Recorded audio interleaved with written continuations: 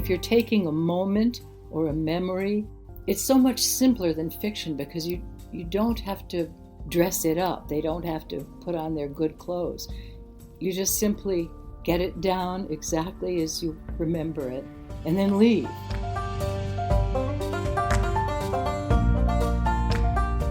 Welcome to The Book I Had to Write. I'm Paul Zakshevsky. Back in 2022, when I started this show, I was thinking a lot about urgency in writing. And as soon as I came up with that concept, I knew there was one writer I really wanted to talk to. That was Abigail Thomas. Today, I'm re-releasing the episode that we originally recorded a couple years ago. I discovered Abby's incredible memoir, Safekeeping, during my MFA a decade ago.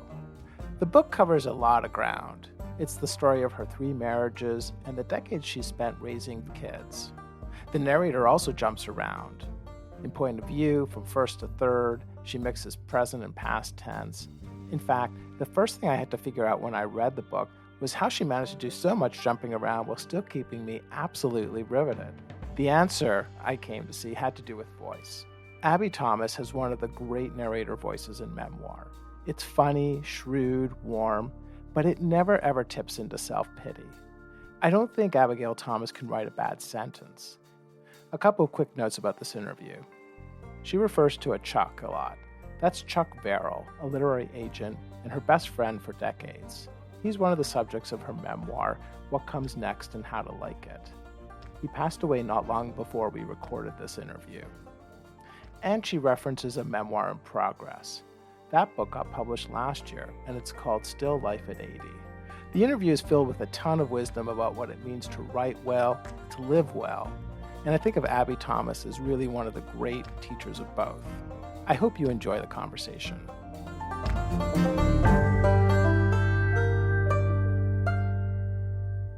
So partly what I wanted to do was talk about safekeeping, partly because it's just the story of how it came about, I think, is really instructive. It actually helped inspire this podcast, The Book I Had to Write. Good. Yeah. The essay, Getting Started, I think, you tell the story of scribbling these short sections or scenes or vignettes. And this was in the wake of a close friend's passing, your second husband. Yeah. Mm-hmm. And I'm wondering if you could tell that story a bit of just how you found yourself starting to write these pieces. Well, I don't know how I found myself starting to write these pieces. He died. I think the first one I wrote might have even been Apple Cake. I don't know. All I know is that these little pieces came like popcorn out of me. I couldn't stop. One thing led to another, and I just kept writing and writing and writing. And after a while, I thought, well, gee, there's a lot of pages here. And I had thought the book would end when he died, and then I realized, but I'm not dead. There's more here to do. And the editor I'd had at Algonquin for 3 books of fiction, who's a wonderful editor, wanted me to turn it into a novel. She didn't like, it's in first person and second person and third person. There's no chronological order, although I hope it makes a kind of emotional sense.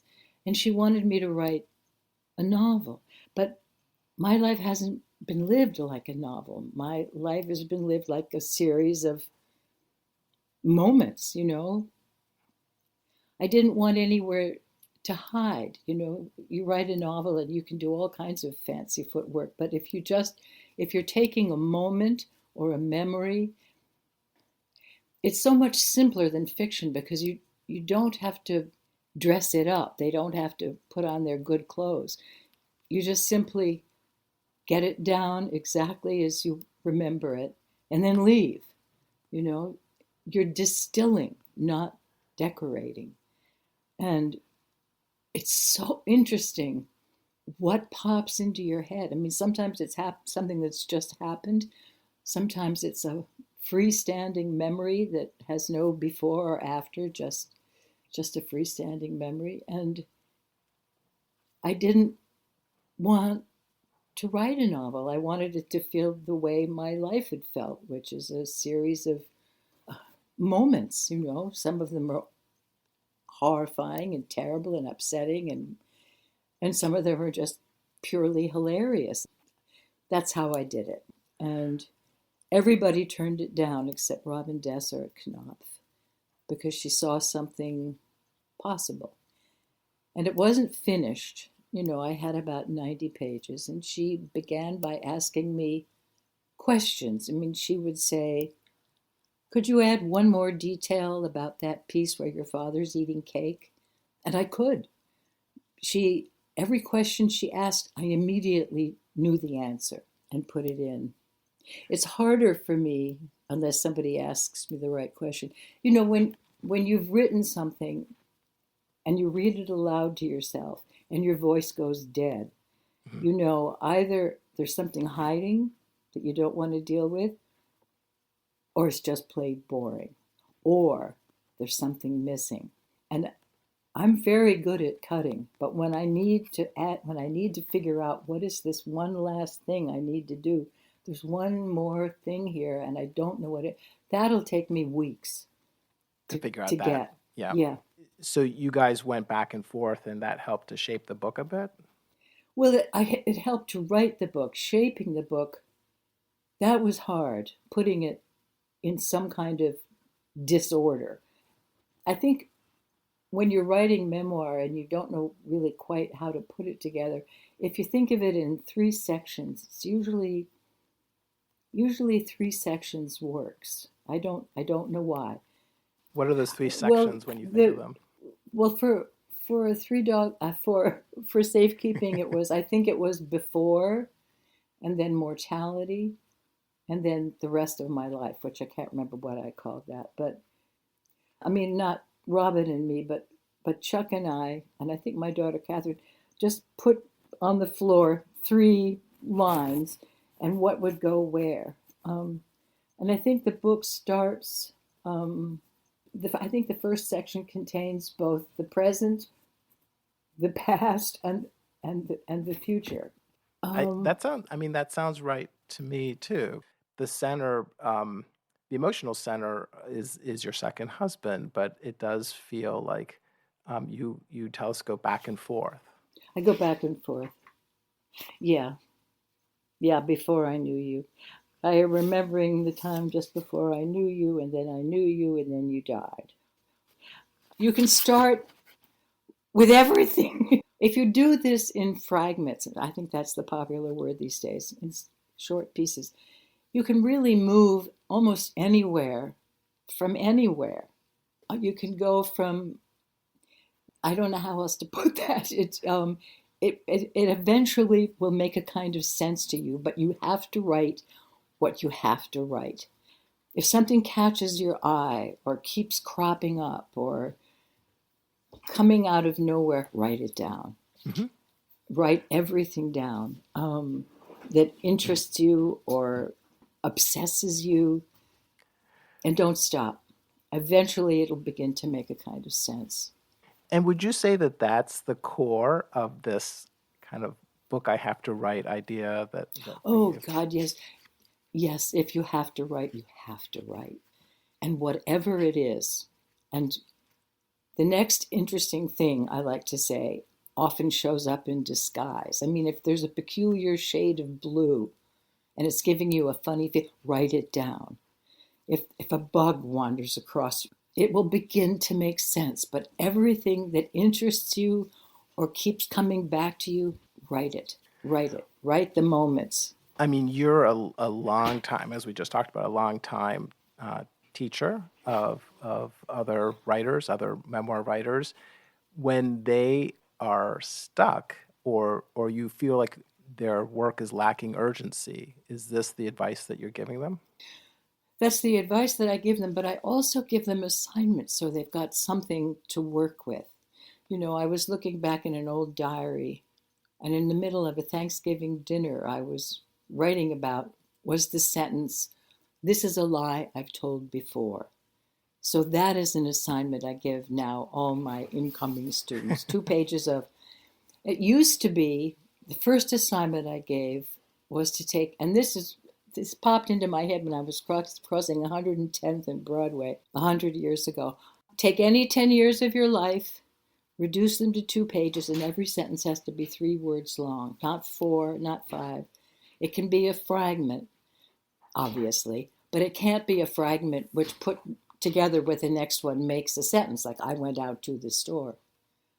One of the most memorable was, he was cute, I was clueless. It seemed right. The nice thing about the 3-word sentence is there's nowhere to hide. You can't hide behind a sapling. You're going to give something up, you know? When I was researching this interview, I was looking on Amazon and I saw someone who was actually talking about safekeeping and referred to you as the mistress of white space. Yeah. I'll tell you one other really interesting thing. What you don't remember is as interesting as what you do remember. So if there's something you don't remember, say so. I don't remember what we talked about, but, you know, one of the other assignments I give is write down 9 things you don't remember, starting with I don't remember, followed by 9 things you do remember. And sometimes what you don't remember sets off the memory. You know, it's just, anyway, if you don't remember something and it's important, say so. It's like you're tricking your brain into it. Well, sometimes it's just important to say, I don't remember how this happened. I don't remember why I said this. I don't remember why I did it. I don't remember. It isn't the same as white space, but I can promise you that what you don't remember is every bit as interesting as what you do, if you say so.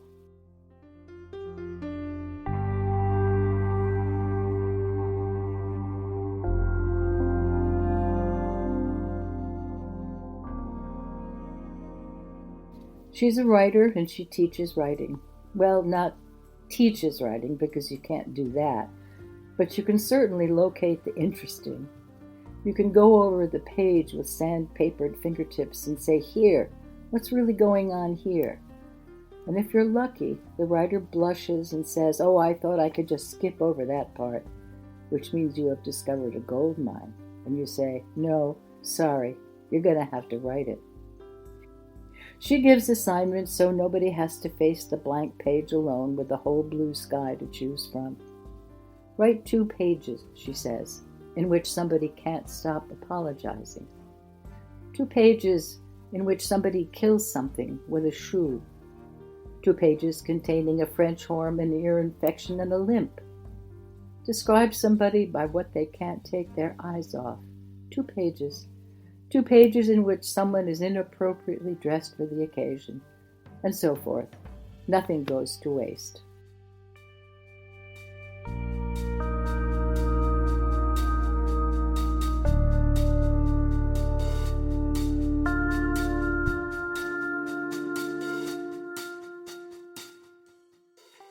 You know, the section I had you read regarding your students and that there are places where they want to gloss over. Can you talk a bit about that experience? I'm sure it comes up a lot in your workshops. I mean, I use sandpapered fingertips because that's how safe crackers open the safe. And if you go over, you can usually tell when someone is headed somewhere and then turns around, comes back, or goes over to the left when they were clearly going this way, but it was clearly going to be something they didn't want to write about. The trick is, if there's something that you have been hiding even from yourself, and you don't want to look at it, all of its power comes from the dark. You can bring that up, and in the light, it's still something you'd rather not look at, but it's finite. It has edges, and it loses the power.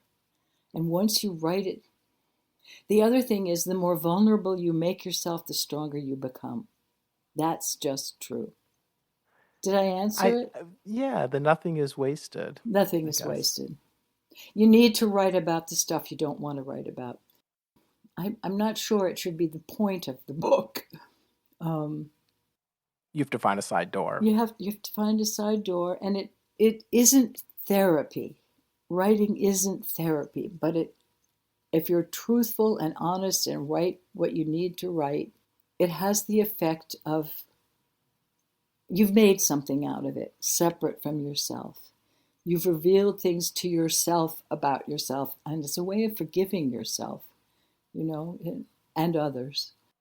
But if there's something you want to write, you just have to write all the time, and it doesn't have to be necessarily anything you think is going to go anywhere. Just bits and pieces, bits and pieces. You've also written that I'm bored by chronology. Oh, I God. don't even believe in chronology. No, I don't believe it. I don't believe in chronology. And the older you get, the more you don't believe in chronology or even time. What is it? I mean, I'm at the age now where I live entirely in the moment. Sometimes the moment is a good one, sometimes it's a more interesting one. But that's where I am. I never think about the future. I do have memories, and I write about them. As I wrote somewhere, you discover that the past is every bit as unpredictable as the future. And for me, the future's behind me. I just have now.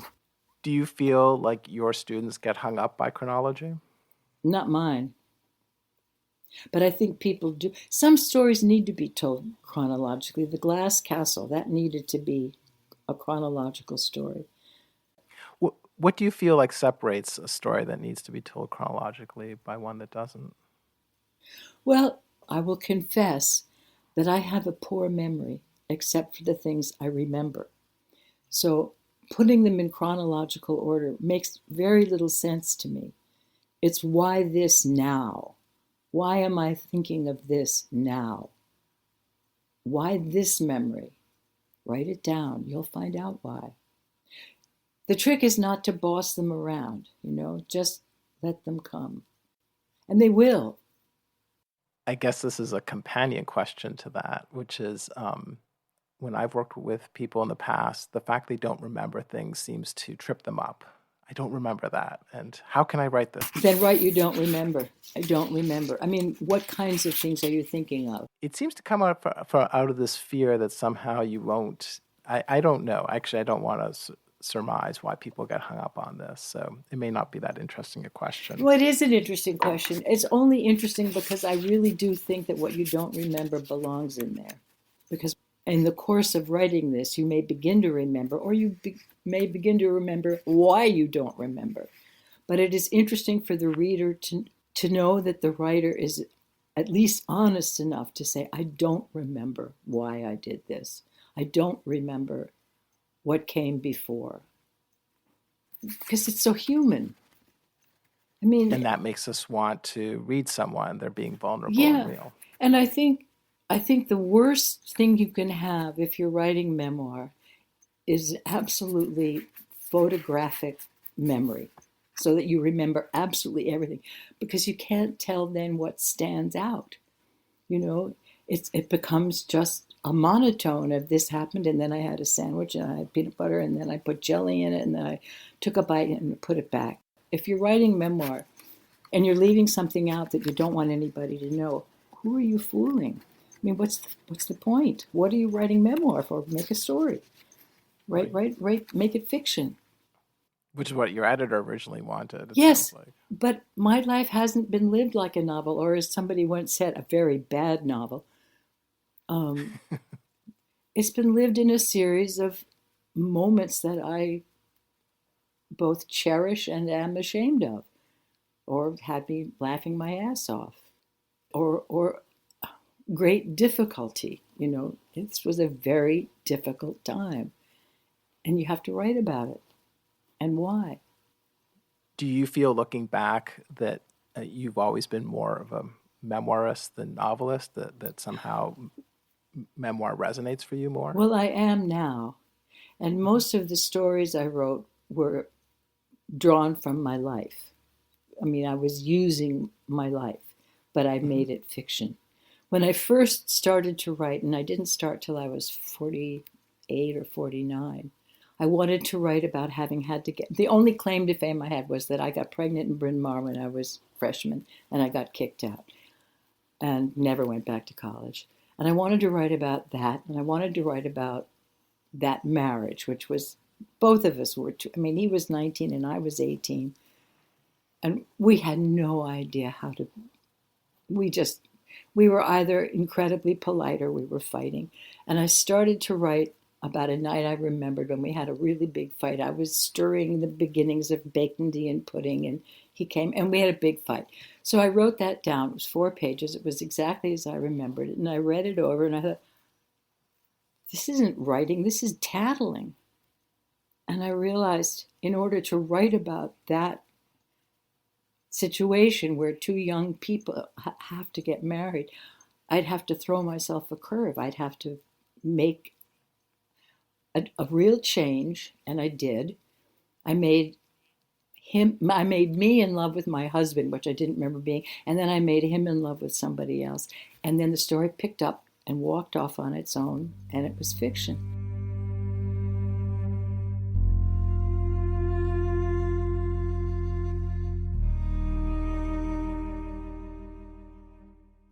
So I wanted to shift gears a bit and then ask you, what do you feel was the result of having published Safekeeping, kind of finding this amazing memoir with a new form? I've yet to encounter another memoir that, toggles back and forth with point of view and tense and jumbled chronology in quite the way that yours does.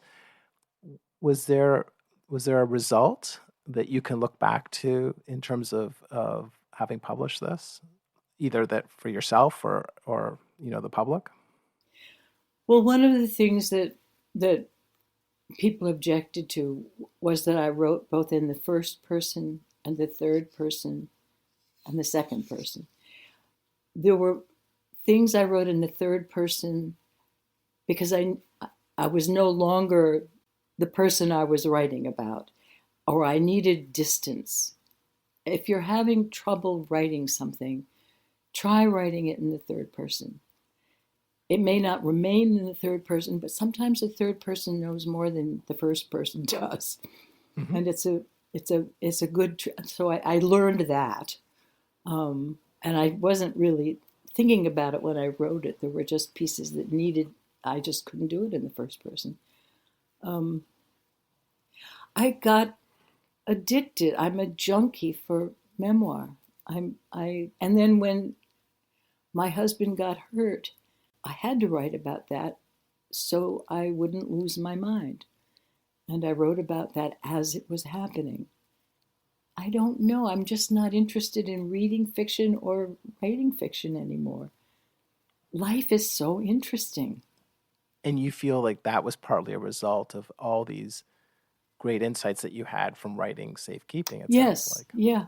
And you can do anything you want as long as it works. There's no rules.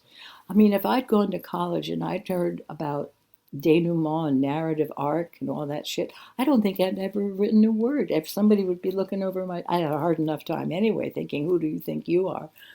But I'm interested in what is happening around me. I'm interested in what's going through me. I'm just interested in daily life, just my dogs, getting old, which is so much better than being young. You can tell your students it's much better to be 80 than it is to be 25. It's so much simpler. All this shit you used to care about, you just don't give a shit anymore. You've mentioned a couple times to me now there's a small book. Yeah, there's a little book. Can you say anything about that?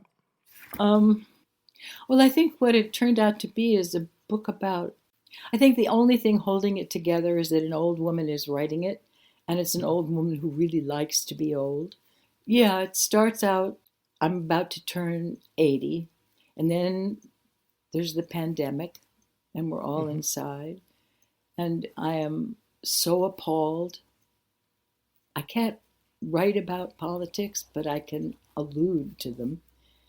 So there's a year of having to be home, and then we're suddenly out the door again. I can't really explain it. It's a memoir. It's about just what I notice. It's just the same as the other ones, except it's different. It's rather funny. Do you work, in the way that you did it with Safekeeping, it sounds like you worked quite closely with your Knopf editor. Is that a kind of relationship that you still have with editors? What comes next really was just I got it done. Mm-hmm. I would show things to Chuck, and I would show things to Catherine. And if Chuck liked it, I knew it was good. And if he said something else or made another suggestion, I trusted him. That is sort of more chronological than anything because it starts with, it's about a friendship, and then there's a hole that is blown through the friendship. And then there is the way we became friends again. And we did it simply by, okay, we're going to have dinner. We're going to hate every minute of it. We're going to have dinner.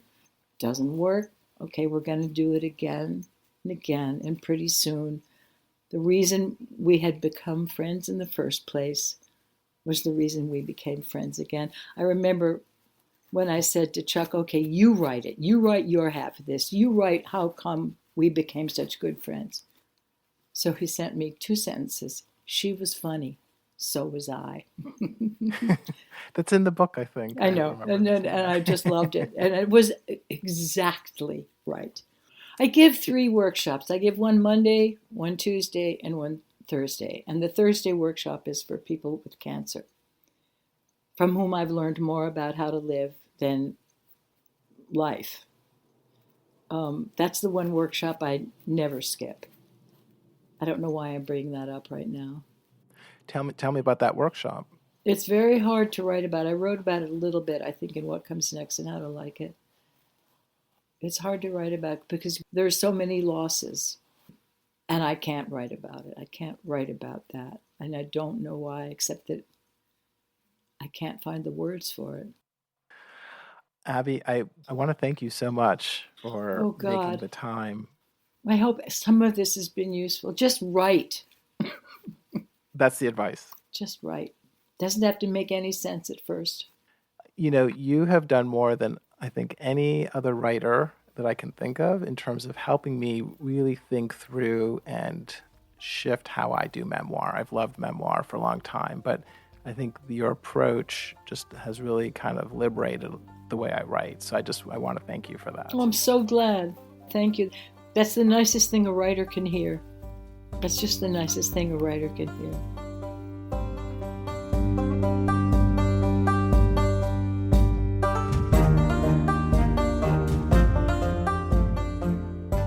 You've been listening to my interview with memoirist Abigail Thomas. I'm Paul Zakrzewski. If you've enjoyed the show, then I hope you'll subscribe in Apple Podcasts. I'm always grateful for reviews and for sharing the show with friends. To get show notes and a transcript delivered to your inbox, please subscribe to my newsletter, The Book I Want to Write. It's at bookiwantowrite.substack.com. Every week, I also publish short essays about writing mindset, developments in publishing, and more. If you're working on your own book you have to write, or you want to get started, maybe I can help. Find out more about me and my book coaching at bookiwantowrite.substack.com. That's bookiwantowrite.substack.com. And thanks for listening.